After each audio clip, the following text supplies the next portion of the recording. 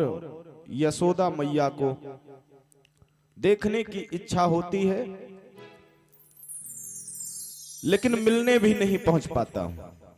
उद्धव ने कहा, मित्र सखा, मुझे तो यह प्रतीत होता है कि मानो आप गोकुल को भूल ही चुके हो। और क्यों नहीं भूलोगे, आधिपत्य को धारण करके बैठे हो। मुझे नहीं प्रतीत होता कि आप गोकुल में किसी से स्नेह करते हो। कन्हैया ने कहा, उद्धव, ये मैं खुद नहीं कह सकता। अगर मेरे स्नेह को देखना है, जाकर के खुद गोकुल में जाओ और इसी बहाने वहां का कुछ संदेशा भी प्राप्त हो जाएगा। और मैं कितना स्नेहत्व वहां लुटा करके फिर आया हूं, ये जब पहुंचोगे तो पता चल ही जाएगा। सुखदेव जी ने कहा, उग्दायतीन मरविंद लोचनम ब्रजांगनानाम दिवमस्य प्रिसम ध्वनि निरमंथम शब्दामिश्रितो निरयस्यते एन दिशाम मंगलम। जब वहां आप जाओगे तो आपका क्रोध वहां पहुंचने के बाद शांत हो जाएगा। क्यों शांत होगा? क्योंकि वहां पहुंचने के बाद आपके मन में कभी ऐसी शंका उत्पन्न नहीं होगी कि मैं गोकुल वासियों से स्नेह नहीं करता हूं। इधर उद्धव जी रथ पर आरूढ़ होते हैं और पहुंच जाते हैं। कहां? गोकुल।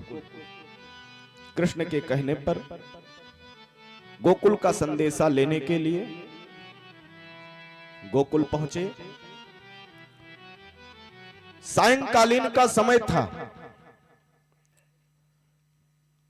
वह रथ जैसे अक्रूर जी का रथ था, ठीक वैसे ही उद्धव जी का रथ गोपिकाओं के मन में हुआ कि मानो कृष्ण आ गए हैं। सायंकालीन का समय धीरे धीरे रात्रि में परिवर्तित हो रहा था। गोपिकाओं ने विचार किया कि कृष्ण आए हैं, थके होंगे। प्रातः काल चल करके कृष्ण से मिला जाएगा। इधर उद्धव जी नंद बाबा के पास पहुंचते हैं। नंद बाबा प्रेम पूर्वक यथा योग्य सेवा करते हुए, स्वागत करते हुए भोजन को करवाते हैं। यशोदा मैया ठग की भांति बैठी हुई हैं, निःशब्द हैं, कुछ भी नहीं बोल रही हैं, क्योंकि बस उनके मन में श्री कृष्ण के सिवा कोई दूसरा नहीं दिखाई पड़ता। आज नंद बाबा ने प्रेम पूर्वक उद्धव जी को भोजन प्रसाद पवाया। जब विश्राम के लिए उद्धव जी पहुंचे, तब नंद बाबा ने पूछा, उद्धव, कहो मेरे कन्हैया, मेरे लाला का समाचार। मेरा लाला आज तो द्वारिकाधीश बन चुका है। कह के गया था कि परसों आ जाऊंगा, लेकिन परसों की बात छोड़ो, बरसों बीत गए। उद्धव जी जैसे ऐसा शब्द सुनते हैं, करुणा से भर जाते हैं। काफी रात्रि हो गया वार्ता करते करते। आज उद्धव निद्रा में पहुंच जाते हैं। ब्रह्म मुहूर्त होता है। जब ब्रह्म मुहूर्त हुआ, उस दिन प्रत्येक दिन से और पहले मानो गोपिकाओं को रात्रि में निद्रा ही ना आई हो। उद्धव के जगने से पहले गोपिकाएं जग जाती हैं। जो भी गोपिकाएं हैं बस उनके मुख में सोकर उठती हैं तो बस कृष्ण का ही नाम। हरदम कोई भी कार्य करती हूं गोविंद का नाम नहीं भूलती। दूध मथती हैं, दूध अगर लगाती हैं तो कृष्ण, दही मथती हैं तो कृष्ण, मक्खन निकालती हैं तो कृष्ण, घर का कोई भी कार्य हो गोविंद को नहीं भूल पा रही है। धन्य सभी हैं ब्रज गोपिकाए, गाती सदा जो हरि नाम प्यारा। सभी गोपिकाएं, देवता भी कहते हैं मानो वो गोपिकाएं धन्य हैं। क्यों धन्य हैं? क्योंकि सदैव सदा सर्वदा हरि को नहीं भूल पा रही। उनके स्नेह, उनके प्रगाढ़ प्रेम को नहीं भूल पा रही।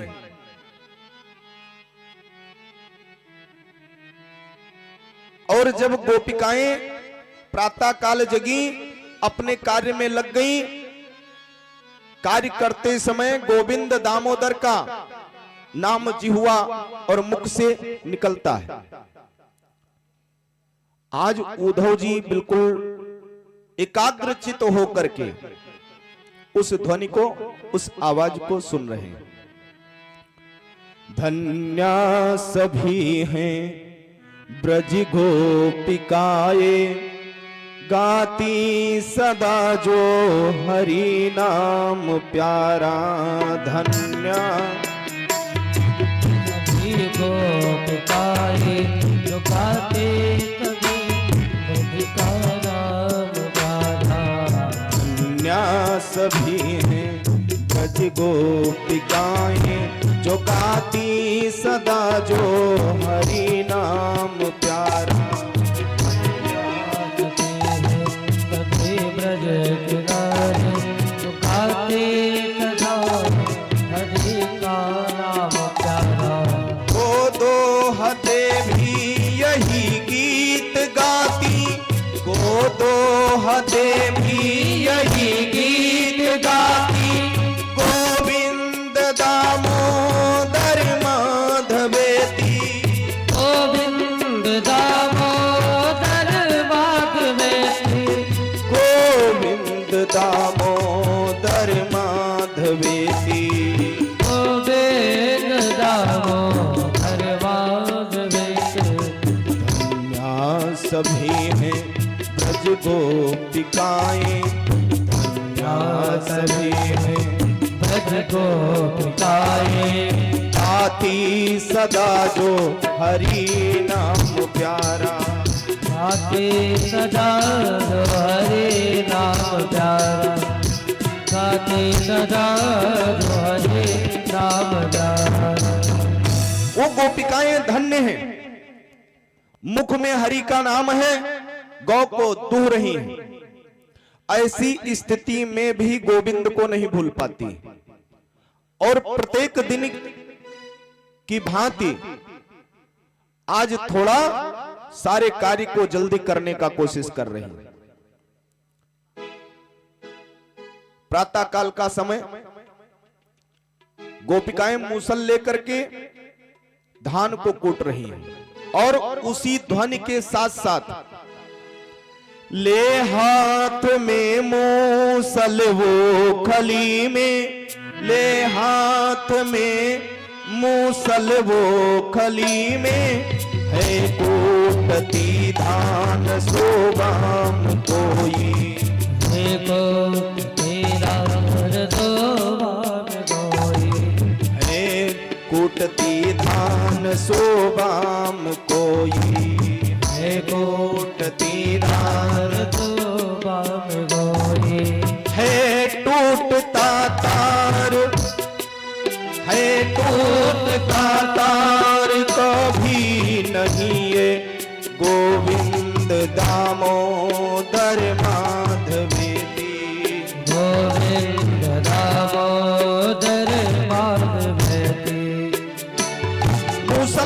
में धान को कूट रही, लेकिन वो जो स्वर मिला हुआ है गोविंद नाम का, वो अलग नहीं होता, भिन्न नहीं होता, एक साथ गोविंद दामोदर माधवेति, गोविंद दामोदर माधवेति, गोविंद दामोदर माधवेति।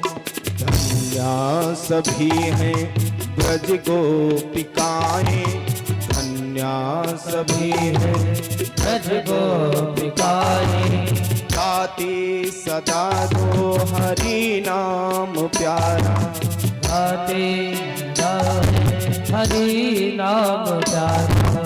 को तो हते भी यही गीत गाती, को तो हते भी यही गीत गाती, को तो हते भी यही गीत गाती, तो यही गीत गाती। गोविंद दामोदर माधवेति, गोविंद दामोदर माधवेति। धन्या सभी हैं ब्रज गोपिकाएं, गाती सदा जो हरि नाम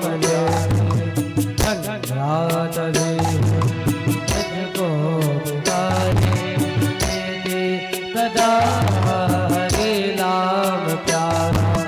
गद गद हुआ कंठ पुकारती है, गद गद हुआ कंठ पुकारती है, गद गद हुआ कंठ पुकारती है, गद गद हुआ पुकारती है। गोविंद दामोदर माधवेति, गोविंद दामोदर माधवेति। धन्या सभी हैं ब्रज गोपिकाएं, धन्या सभी हैं ब्रज गोपिकाएं, गाती सदा जो हरि नाम प्यारा, गाते सदा जो हरि नाम प्यारा, गाते सदा जो हरि नाम प्यारा, गाते सदा जो हरि नाम प्यारा। ऐसे स्थिति को जब उद्धव जी ने देखा, व्याकुल हो उठे कि ये कैसी गोपिकाएं अपने घर का कार्य भी कर रही हैं, और मैंने तो समझा था कि जैसे कृष्ण गोकुल को भूल बैठा है, ठीक उसी प्रकार गोकुलवासी भी कृष्ण को भूल गए होंगे। लेकिन यहां आकर के मुझे प्रतीत हुआ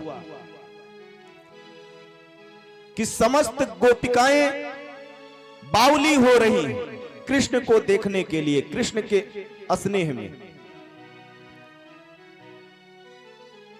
इतने में भोर हो गया, थोड़ा प्रकाश हुआ, गोपीजन अपना सर्वस्व भूल करके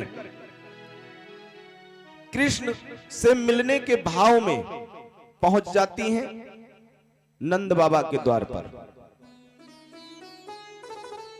जब नंद बाबा के द्वार पर पहुंची, उन्होंने देखा कि यहां कृष्ण नहीं, कृष्ण के समान दिखने वाला पीतांबर तो धारण है, लेकिन वो मेरा श्याम नहीं है, कृष्ण नहीं है। गोपिकाएं ठग हो जाती हैं। दूसरी गोपी ने कहा, मैं पहले से ही जानती थी कृष्ण तो छलिया है और हम सबको ठग रहा है, छल रहा है। इतने में उद्धव जी ने देखा एक गोपी उड़ते हुए भंवरे से बात कर रही है। वह भंवरा गुनगुनाता हुआ आकर के गोपी के ऊपर बैठने का प्रयास किया। गोपी मानो कृष्ण से ही बात कर रही हो। उद्धव जी उस दशा को देख रहे हैं और सुन रहे हैं। उस गोपी ने भंवरे से कहा, मुझे पता है। क्या पता है? मधुप कितो बंधो मां अस्पृशांघ्रिसपत्न्याः कुचिव लुलितमाला कुमकुमं शोभृन्नः। गोपी ने कहा, हे मधुप कितो बंधो, मैं जानती हूं तू भंवरा है, लेकिन तू कृष्ण का बंधु लगता है, भाई लगता है। क्यों लगता है? क्योंकि ठीक तेरे समान ही जैसे तू कुमकुम के वृक्ष पर बैठता है और उसके समस्त सार को खींच करके फिर उड़ जाता है, ठीक उसी भांति तुम्हारा बंधु वह कृष्ण श्याम हम सबको बावली बना करके जब उसे ये पता चल गया कि अब हम सब उसके बगैर नहीं रह सकते, झूठ बोल के यहां से निकल गया, वापस नहीं आया। ऐसा वचन जब उद्धव जी ने उस गोपी के द्वारा सुना, उसकी दशा देख करके उद्धव जी के नेत्रों में अश्रु आ गया। सुखदेव जी ने कहा, राजन बाहतु मधुप पतस्य तमा नीनाम प्रसादम यदोषदसे विडम्बयम यस्य दुस्तव मीदृक। ऐसा दृश्य देख करके उद्धव जी से रहा नहीं गया। अनेकानेक प्रकार से वह गोपी एक मधुप से वार्ता कर रही है। तब तक चौथी गोपी ने कहा कि चलो, ये मुझे प्रतीत होता है ये जो उद्धव आए हैं ये भी छलिया ही होंगे, कृष्ण का संदेशा लेकर आए हैं तो भले छलिया हैं, लेकिन चलो कृष्ण का हाल समाचार पूछा जाए। अगर कृष्ण भूल गया है तो कोई बात नहीं, लेकिन हम सब ने प्रगाढ़ प्रेम किया है, इसलिए कृष्ण का संदेशा पूछना बहुत ही अनिवार्य है। समस्त गोपी मिलकर के पहुंचती हैं और उद्धव के पास जब पहुंची तो उद्धव ने पहले से ही गोपिकाओं का वह करुणा देख करके उनके नेत्र अश्रु से डूबे हुए थे। उन्होंने देखा क्या? श्याम तन श्याम मन श्याम ही हमारो धन। उद्धव जी को प्रतीत होता है कि यहां पर जितनी भी गोपिकाएं हैं उनके लिए श्याम ही तन है, श्याम ही मन है और श्याम ही सर्वस्व धन रूप में है। श्याम ही तन श्याम मन श्याम ही हमारो धन। इतना सोच ही रहे थे, तब तक एक गोपी ने कहा, उद्धव मैं यहां तक ऐसी स्थिति में पहुंच चुकी हूं कि मेरा जो भी कार्य है सब श्याम से ही, दूसरे से कोई मतलब नहीं। आठों याम उद्धव हमें श्याम ही सो काम है। आठों पहर, एक दो पहर नहीं, चाहे वो नाम जप हो या कोई कार्य हो या कुछ भी हो, मैं आठों पहर श्याम को नहीं भूल पाती। आठों याम उद्धव हमें श्याम ही सो काम है। जैसे उस गोपी ने उद्धव जी से कहा, उद्धव उनके करुणा को देख करके व्याकुल होने लगे। तब तक तीसरी गोपी कहती है, श्याम हिये श्याम जिए श्याम बिन नहीं दिए आधे की सीला करी आधार श्याम नाम है। अगर मैं हूं तो श्याम से हूं। श्याम भले ही मुझको भूल जाएं, नाना प्रकार से अपने करुणा को दर्शाती हुई वह गोपी बावली होकर के उद्धव से रुदन करते हुए वार्ता कर रही है। उद्धव चुपचाप खड़े हैं, एक शब्द बोल नहीं पा रहे। और कैसे बोल पाए? अगर ऋषि मुनि एक गोपी का रूप लेकर के फिर कृष्ण के भक्ति में डूब जाए तो एक तो पहले से सिद्ध है, दूसरा भगवत भक्ति में सिद्ध है। जबकि उद्धव बृहस्पति पुत्र में है के रूप में है, प्रकांड विद्वान परम ज्ञानी अद्वितीय बृहस्पति के समान। लेकिन जब गोपिकाओं का ऐसा स्नेह देखते हैं निशब्द हो जाते हैं। तब तक पांचवी गोपी ने कहा, श्याम गति श्याम मति श्याम ही है प्राणपति। श्याम ही हमारे गति हैं, श्याम ही हमारे मति हैं और श्याम ही हमारे प्राण के पति हैं। अभी तक हम सबको ये आशा था कि आज नहीं तो कल, कल नहीं तो परसों मेरा श्याम आ जाएगा, लेकिन अब मुझे प्रतीत हो गया कि श्याम वापस नहीं आने वाला। हम सब बावली थी जो श्याम से स्नेह किया। अगर हम सबको ये बात पता होता कि श्याम हम सबके साथ छल कर रहा है तो भले स्नेह करती, श्याम से प्रेम करती, लेकिन श्याम को जानने नहीं देती कि मैं तुमसे इतना प्रगाढ़ प्रेम करती हूं। उद्धव जी के नेत्रों से अश्रु निकल रहे हैं, निशब्द हैं, कुछ बोल नहीं पा रहे। पांचवी गोपी ने कहा, श्याम सुखदाई सो भलाई शोभा धाम है। मेरे धाम के शोभा जो थे वो श्याम थे। श्याम से ही इस गोकुल धाम की शोभा हो रही थी। जब से श्याम चले गए मानो इस धाम की शोभा उन्हीं के साथ में चली गई हो। जो सुख यह धाम श्याम के रहते हुए देता था अब कहीं ये प्रतीत ही नहीं होता कि वह सुख इस धाम में रह गया हो। उद्धव तुम भय बौरे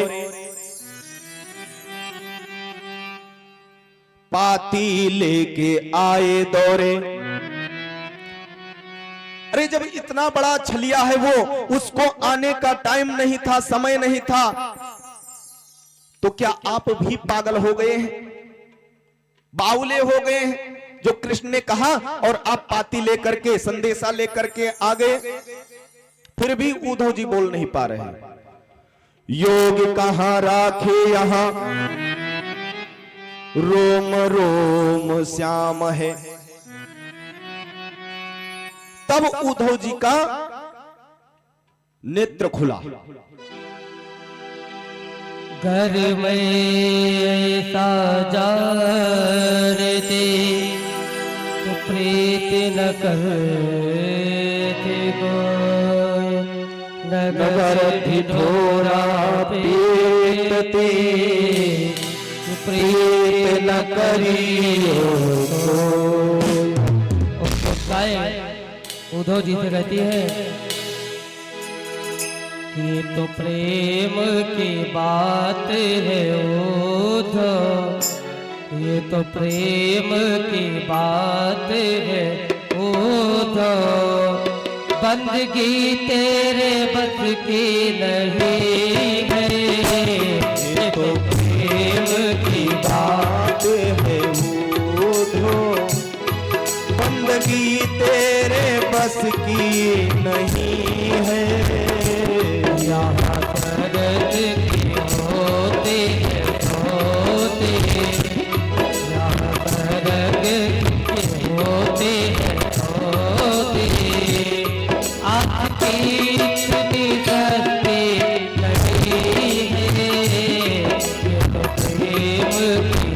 बात है वो जो।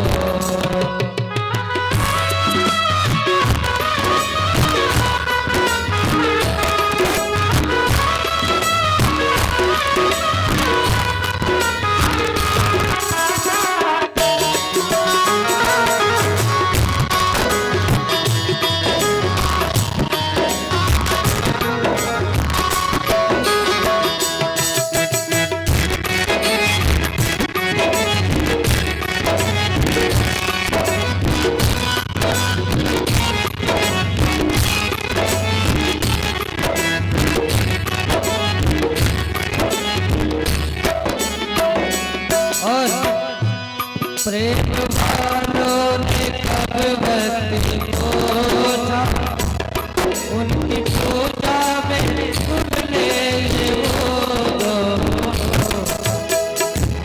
प्रेम वालों ने कब भक्ति पूछा, उनकी पूजा में सुन लो ये वो दो।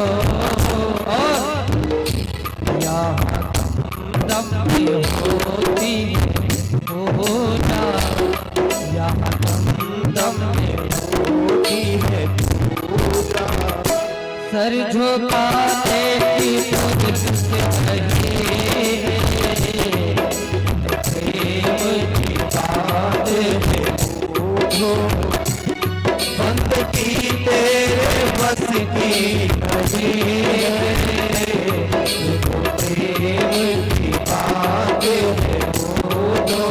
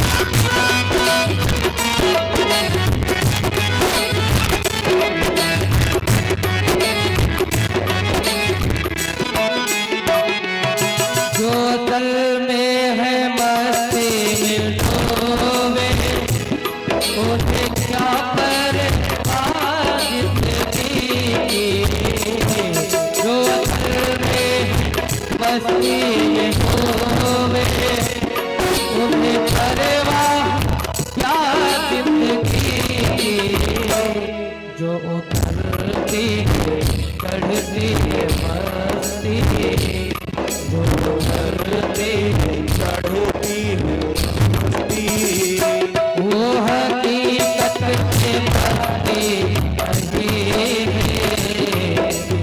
प्रेम की बात है वो, बंद की तेरे बस की नहीं है।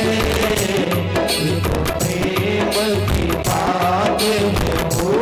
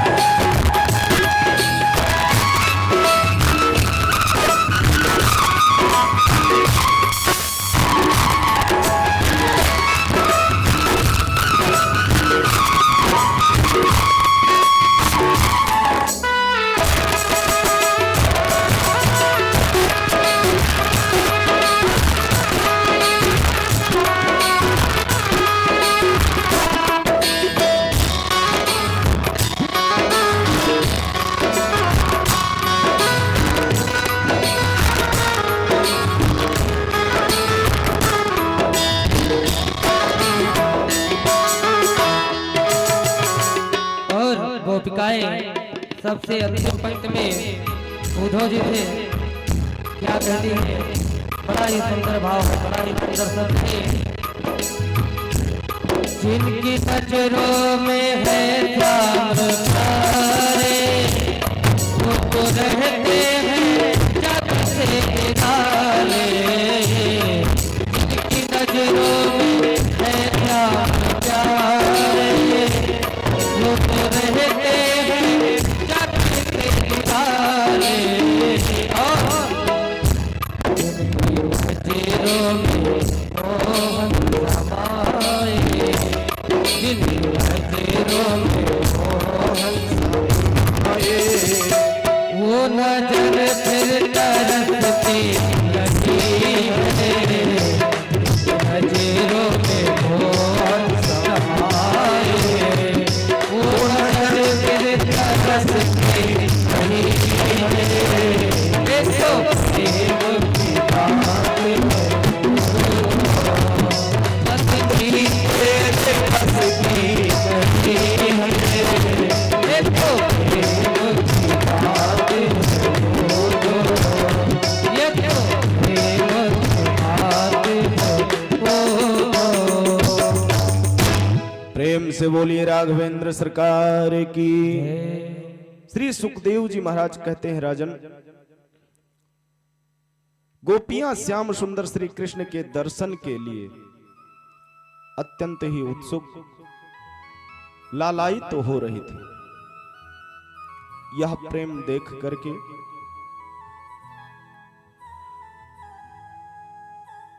उद्धव व्याकुल हो रहे। गोपियां श्याम से मिलने के लिए बिलख रही हैं। उनकी बातें सुनकर उद्धव जी ने उन्हें उनके प्रियतम का संदेश सुनाकर सांत्वना देते हुए इस प्रकार कहा। उद्धव जी ने कहा, अहो सूर्यम श्याम पूर्णार्थ भवत्यो लोक पूजितः वासुदेवी भगवती यासामित्यर्पितं मनः।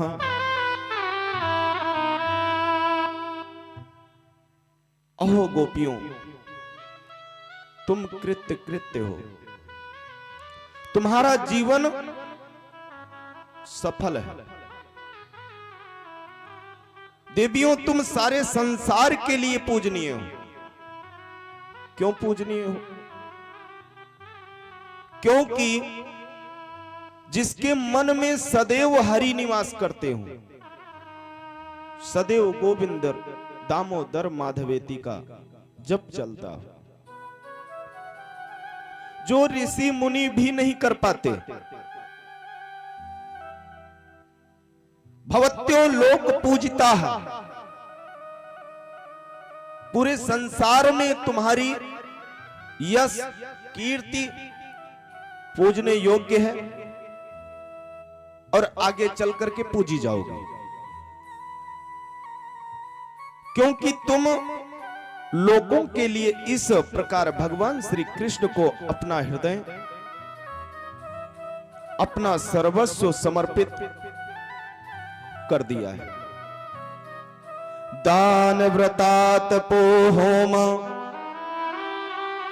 जप स्वाध्याय संयमे श्रियोभिर्विविधैश्चान्ते कृष्णे भक्तिरहि साध्यन्ते। तुमने जो स्नेह कृष्ण के प्रति रखा है, दान व्रत तप यज्ञ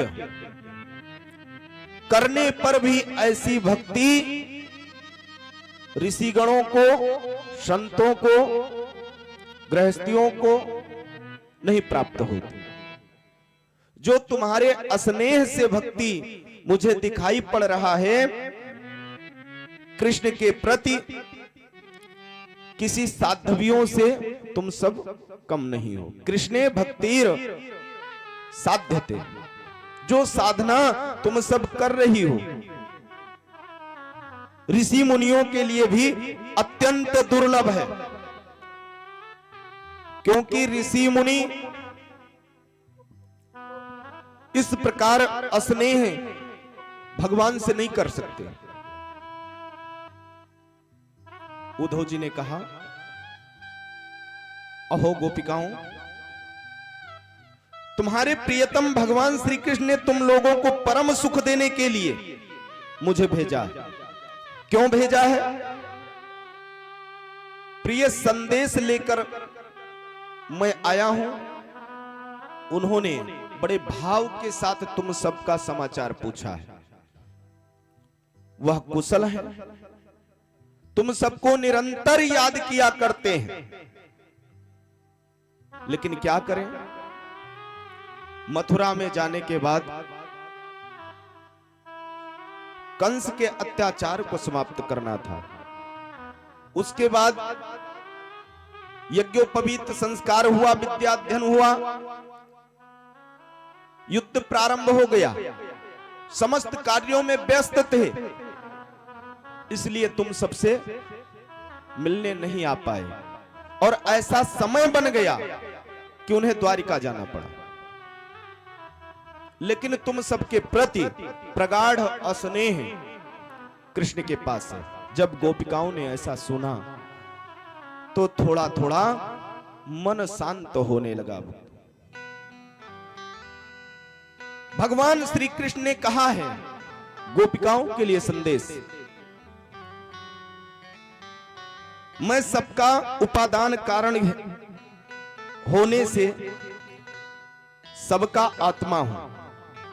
जो भी मुझे प्रेम से याद करता है उसके आत्मा में मैं वास करता हूं। हे गोपियों, ऐसा नहीं है कि कृष्ण तुम सबसे स्नेह ना करते हो। जब भी मैं बैठता हूं उनके पास, बस तुम ही सबकी चर्चा वो किया करते हैं। गोपिकाओं को नाना प्रकार से उद्धव जी ने समझाया। गोपिकाओं का प्रगाढ़ प्रेम देख करके, स्नेह देख करके कई महीनों तक उद्धव जी नंद बाबा के यहां रहे और अंतोगत्वा यशोदा मैया से मिलते हैं और प्रार्थना करते हैं, मैया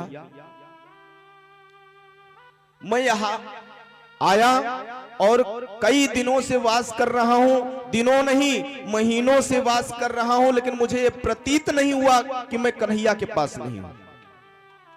अब मुझे आज्ञा दीजिए, मुझे कन्हैया के पास जाना है। जैसे यशोदा मैया ने ये शब्द सुना,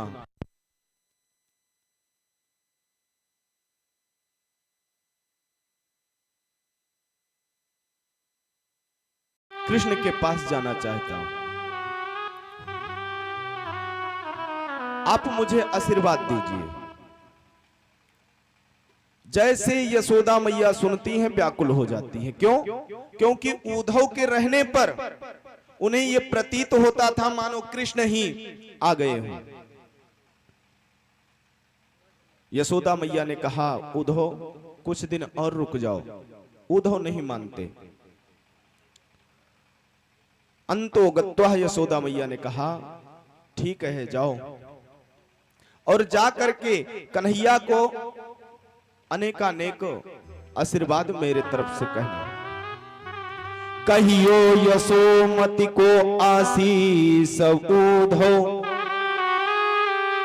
जहां रहे ब्रजरार लाडले जीवे कोटवरी सो। यशोदा मैया ने कहा कि जा करके कृष्ण से कहना, अगर उसके हृदय में मेरे प्रति स्नेह नहीं है कोई बात नहीं, लेकिन मैं उसे आशीर्वाद देती हूं कहीं भी रहे। और 1-2 वर्ष जीने का आशीर्वाद नहीं दिया, जीवे कोट वरीसो, करोड़ों वर्ष तक कृष्ण जीवे। मुरली दई यह उद्धव चले, चले सखा संग लागे, ग्वाल बाल 10-20।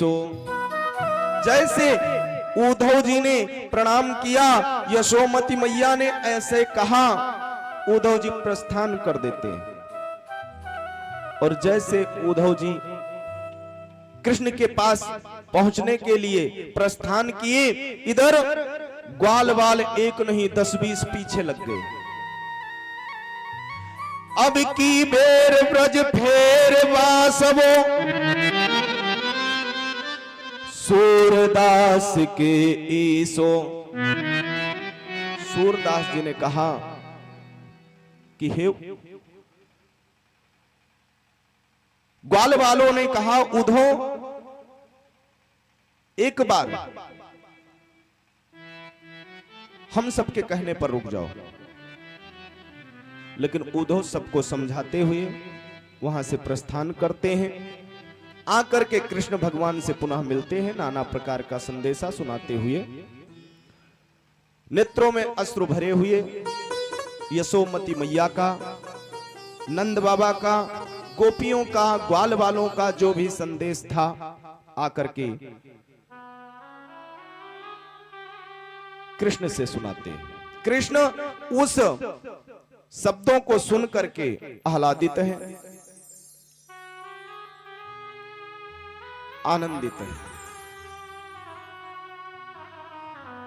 सुखदेव जी ने कहा कि कृष्ण भगवान इस प्रकार गोपियों को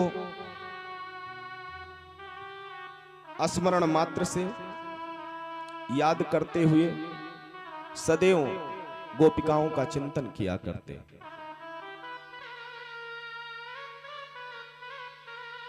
इधर समय व्यतीत हो रहा था बंधुओं।